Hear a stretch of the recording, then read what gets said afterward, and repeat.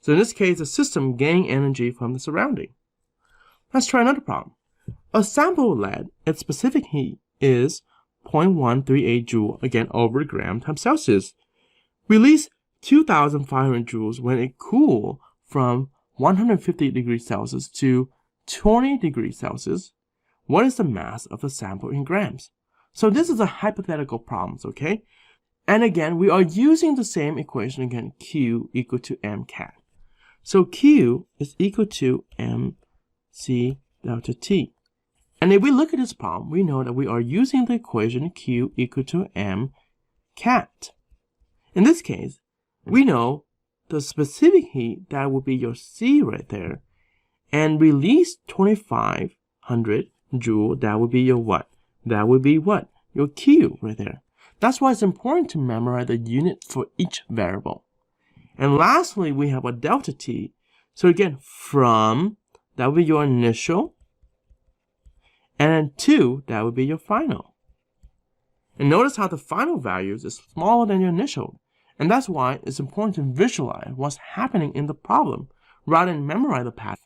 Rather than try to make a pattern like small number minus a large number, or large number minus a smaller number. Read and visualize. So let's plug into the equation. I have release. What does the word release mean? It is negative. So then your Q is equal to negative 2,500. And that's why it's important to understand loss in energy is negative, gain in energy is positive. So in this case, it's release, so that means it's negative. And your M is what? Well, in this case, your M is your mass. Well, we are looking for M. And that's why we had to put in M right there. What about your specific heat capacity, which is C? In this case, it is 0.138, okay?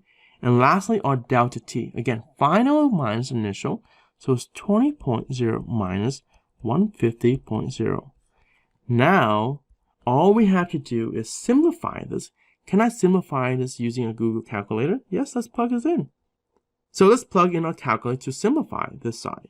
In this case, I'm going to use parentheses again, 0.138.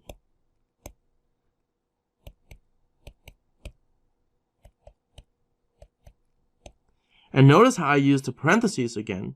And this gives me M times negative 17.94.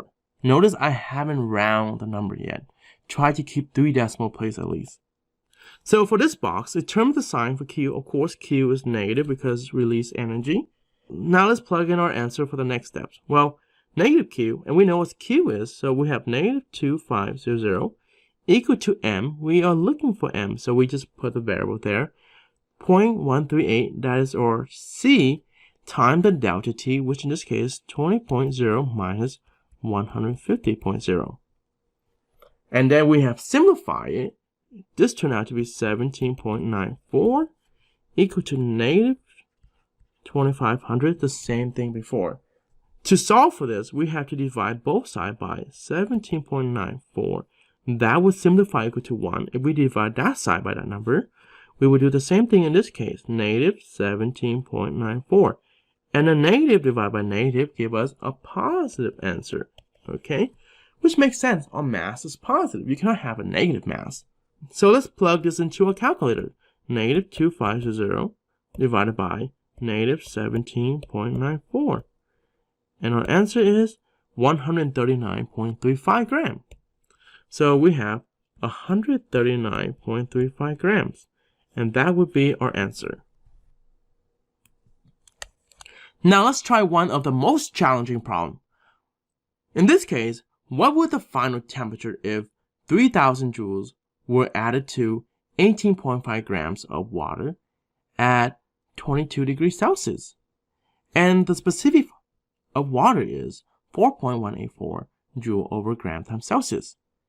And we know right away we have to use Q again equal to mcat. We don't know if Q is positive or negative. Let's read back. Well, first of all, think about it. It's asking for the final temperature, right? And we know that it is 3,000 joules were added. Well, think of the word added. What does that tell you? It is positive. There you go. So Q must be positive. So in this case, Q equal to M is missing right here. And determine the sign for Q, of course, is positive. Well, in this case, let's go back and plug in the values. Well, this is our Q, and it is positive Q, so it's positive 3,000 joule, equal to M times C delta T. Well, our M is gram, that's be your mass right there. So we have 18.5 gram.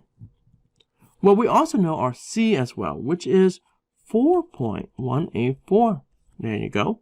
And notice I didn't plug in the unit because we have a lot of number to work with. The more units, the more number you have is going to confusing us in the long run, okay? So now let's plug in the equation. Well, we know that we are asking for the TF, okay? So TF, because that's the final temperature. So we know a delta is what? It's always final minus initial. Well, if this is internal temperature, we have our TF minus TI. So we don't know anything about TF, but we know about TI. It is at 22 degrees Celsius, so 22.0. Now, can we simplify this using our Google calculator? Let's plug this in. Well, I can simplify this side, okay, for sure. And notice how I use parentheses again. And this gives us 77.404. So we have 77.404 times TF minus 22.0. Notice how this is multiplication. So now we can actually divide by 77.404.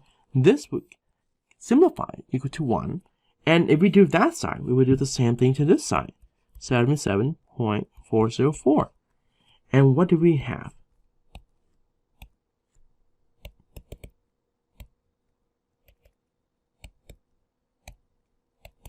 And this turned out to be 38.75 or 38.76